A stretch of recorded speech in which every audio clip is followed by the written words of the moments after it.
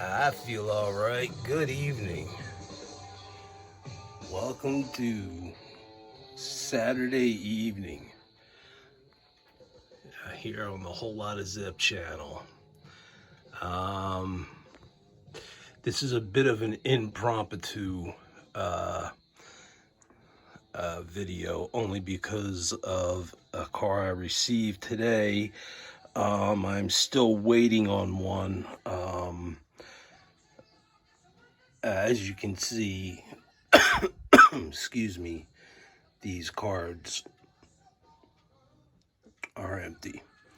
So I'm doing a bit of a tribute to George Barris.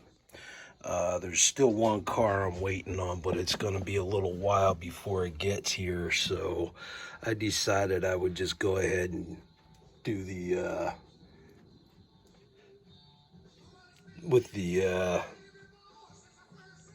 blah blah blah, the George Barris thing now.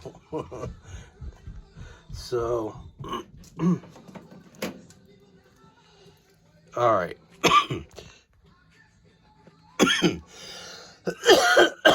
Excuse me. This is the car I'm waiting on.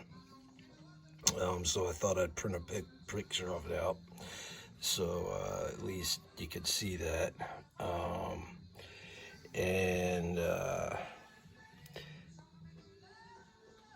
there's that one-off Lincoln Futura.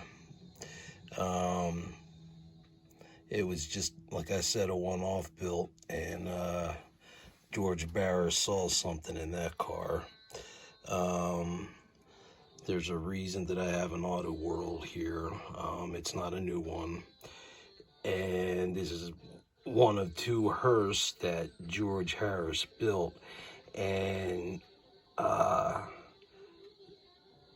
ironically, it looks Hot Wheels did a version that looks oddly familiar to George Barris. So there's definitely George Barris influence. As a matter of fact, two of the earliest Hot Wheels, the one with the German helmet, George Harris actually built. That one and the Paddy Wagon. So, anyhow, what's going on with... Excuse me. I apologize. I can't shake this cough. All right. So, what do we have here? I'll start off with the Barris ice cream truck. The only things he actually used from two cars. And by the way, I do not have the original version, which is red. I do like things to be, if they're replicated, I want them to look realistic. And I did look at the black one, and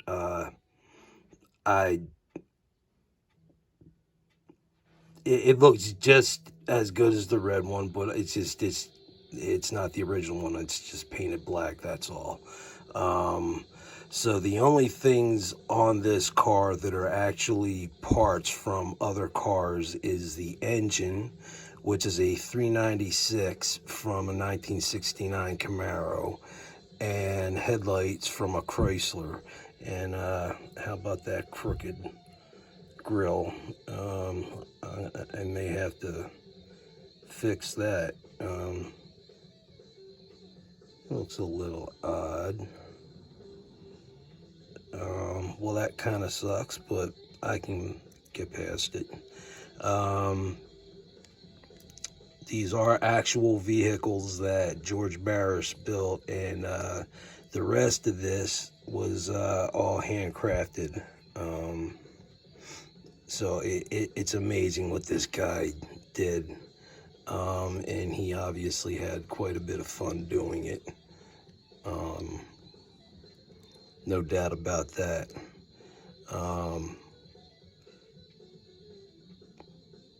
That just looks like a fun car to drive. I mean, I'd love to show up getting ice cream from somebody that drove an ice cream truck like that. Just as long as they didn't take me away in it. All right, so there's the ice cream truck, George Barris style. Like I said, the original one is is red. Now here we have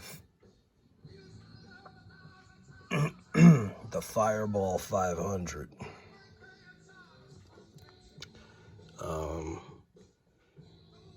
It's a very unique car, and I saw Plymouth on it, and I'm thinking, what Plymouth was it that was used, or what part of a Plymouth was used? And I'm looking at the back and I'm thinking, all right, maybe they used that much of it. But then that could be a Mustang. You know what I mean? Who knows? It's just weird. But this is a very cool car that he built. And then I'm looking at the front of it and I'm like, Plymouth, what the hell? This looks more Pontiac right now. So I'm looking at it and I'm looking at it, and I didn't want to read the description on the car because I wanted to try to figure it out. I love the side pipes there. It's just a cool looking car. It really is.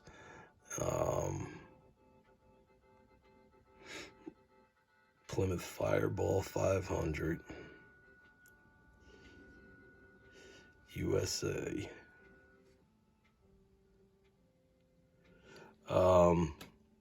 So anyway, I couldn't figure it out. Maybe an older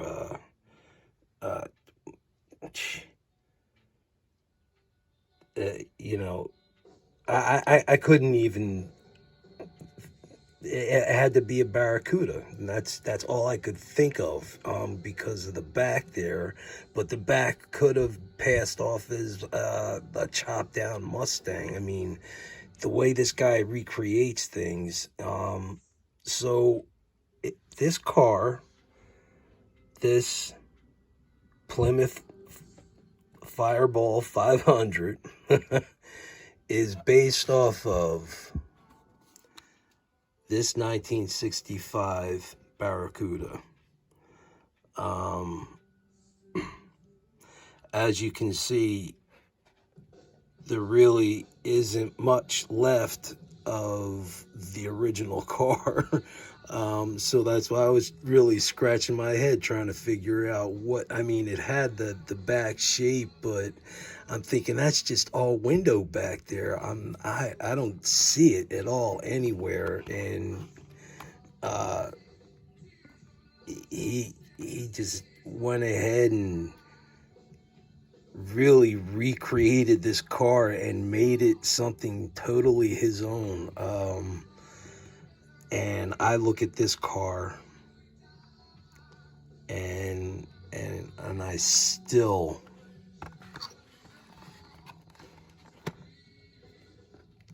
I don't know about you guys. I can't see 65 Barracuda, but it's the only thing I could think of right before I looked it up, and I had no idea what year.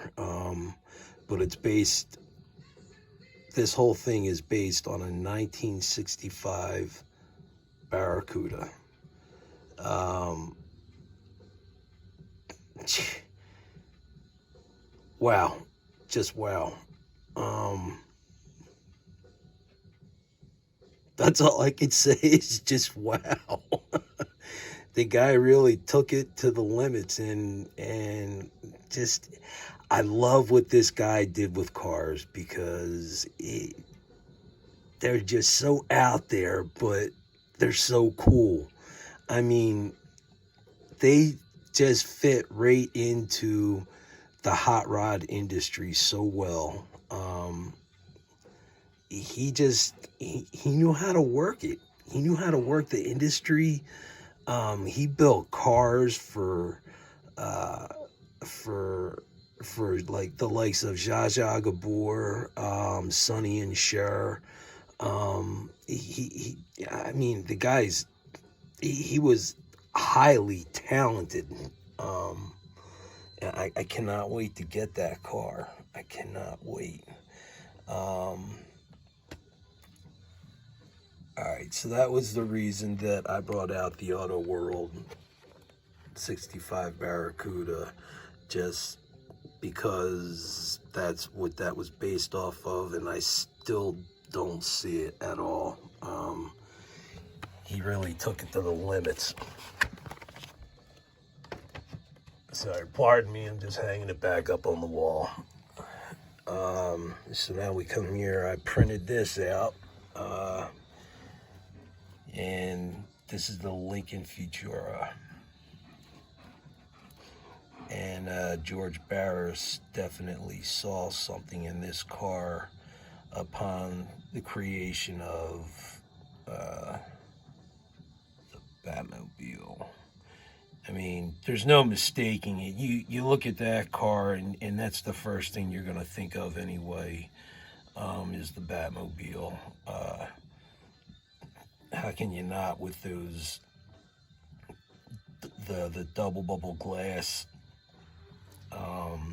So anyway, this is a 150 scale, and I will tell you why it's a 150 scale. Because everything that I looked at in 1/64th was not, it wasn't detailed. It was always missing something. It would be like minus the outline trim on the bat, or the red lines wouldn't go up over the wheel wells, or the wheels wouldn't have the bat hubcaps, or the trim wouldn't go all the way around. Uh, this might be a little bit too big. Not the car, but I mean this little thing that they use one or two times. It's like a laser. It looks like it might be a little bit too big for the car, but I'm not complaining. This is a Hot Wheel, and they represented this Batmobile extremely well. So that's why I went with this one.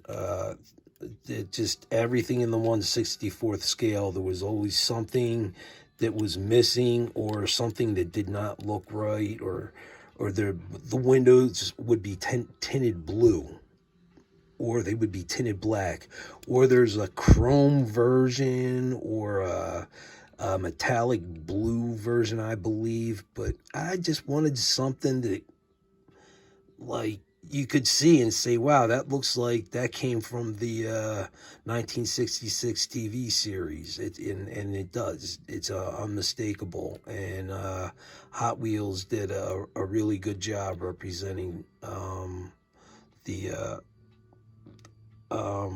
the paint scheme, the trim,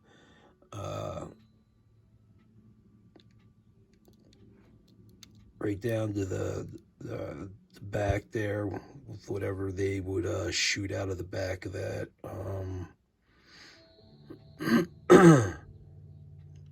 My only gripe with this, and it's a small gripe, is if they could have painted like the silver lines around the strobe light and finished it off on top with the silver because that's how it was in the real Batmobile. But that's just my minor complaint, considering this thing's got everything in it and on it and is done correctly. That's just my minor gripe, really. And like I said, I can overlook it with no problem because this car it is done really well, and you guys can see the resemblance there.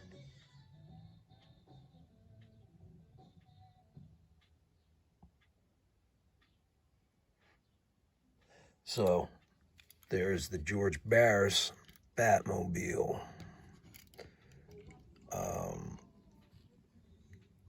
And like I said, I brought that print out because that is one of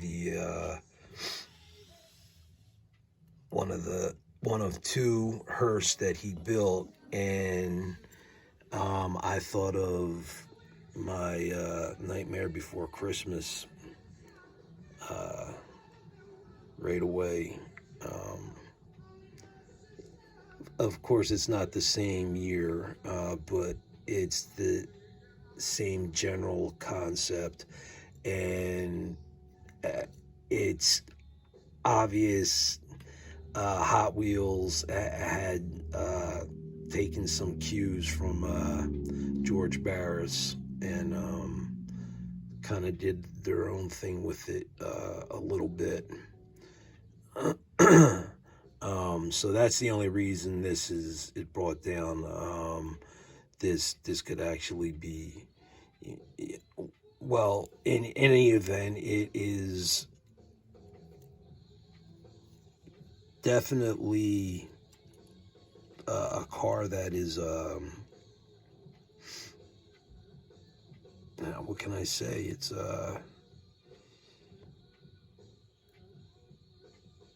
It's done up very well in a tribute to George Barris, and it's done respectfully. They did a good job on it. So there's that, and I know you guys see what's coming. How about I just pull out the Dragula here, and my complaint about the Dragula. They did a lot of things right about it.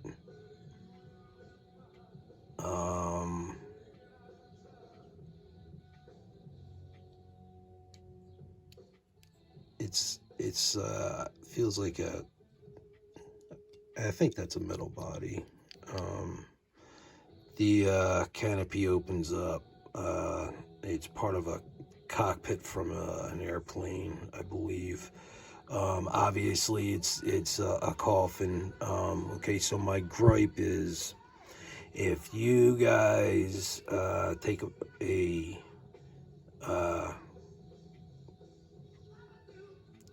picture of this car right here, and then compare it to the actual car. I know there's not too much you can do about the exhaust pipes, which incidentally were organ pipes that were cut and shaped, but there isn't supposed to be bars going across the exhaust, but I understand it's a mold, so that's why they're there. What my complaint is the back tire. You look at pictures of the real thing, the back tire is so much bigger than this. I haven't found anything that is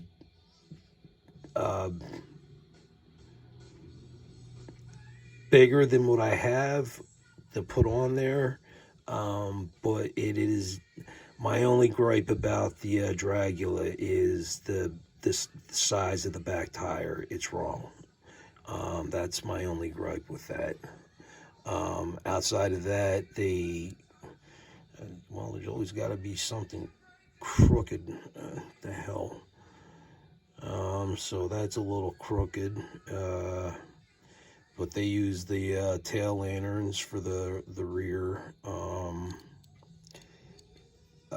It is done very well, and see if I can open up the. Yeah, here we go. I remember the purple velvet seat that Grandpa sat in the car, and that's unmistakable. How he actually sat in there is beyond me. There's really not much room.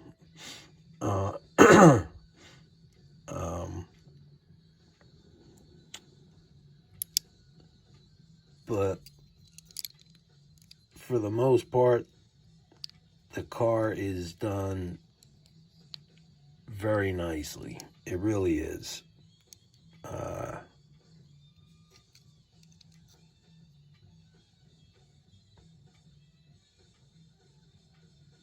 Dragula born and died, question mark.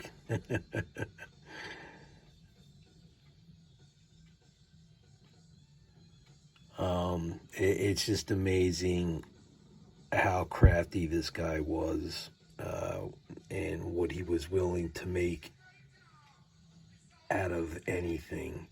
Obviously, turning this dragster or turning this coffin into a dragster, it doesn't get more wickedly morbid, extremely cool. What can I say?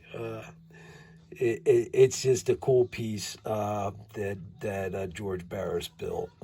I just wish Johnny Lightning would have put the bigger tires on the back to make it more accurate. That's all. No, this piece here, and again, everything here except for that Nightmare Before Christmas is the first time it is breathing air.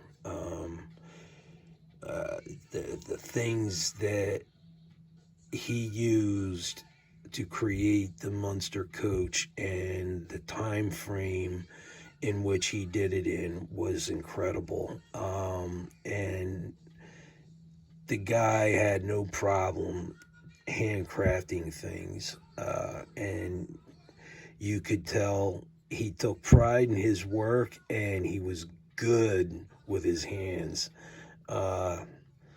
It's amazing what he could envision and how he was able to turn that vision into a reality.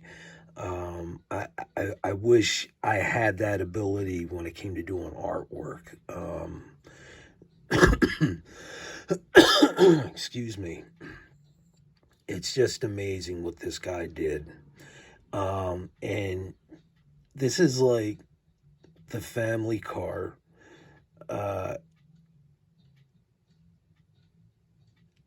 And that's where Eddie sat, and just it's funny because if this was my family car and this is what my dad drove, I would be like, where are we going today? Oh, you're just going to work? I'll go with you. I don't care if it's a 5-mile walk home.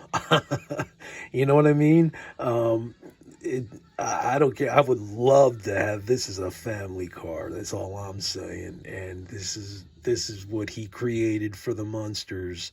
And he uses lanterns so well, and they have such a unique touch to the the idea of what the time frame was and what it was turning into. And it just, the guy, he just took off. I mean, his imagination, he had an Alice in Wonderland imagination by far. I wish I had half of that mojo, just to create something so cool.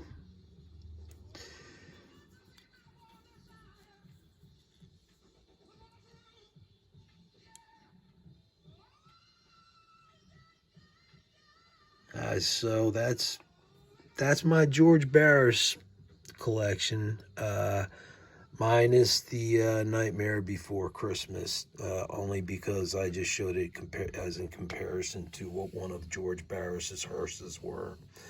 And I had a couple other things to show, and one of them is just a very odd piece for me to have. I question it, but it kept calling my name. It was something that was at Hobby Lobby. That was a peg warmer, and I just, every time I walked by it, it just kept like whispering and whistling to me, and I gave in and listened to its cry for help. I guess it needed off the peg rack, so I kindly accepted the invitation, and I'm grabbing that one, and I feel like there's just, I need something else. So I did grab another piece. One's a green light and one's an M2, but I'll show them at a later time. I just had to share that moment, that it was just a very odd piece for me to have, and you'll see when I show it to you, because most of you guys who have been watching my channel, and some of you guys who know me fairly well, know what my tastes and likes are, and what I'm going to show you on my next video is extremely odd, to say the least, for me.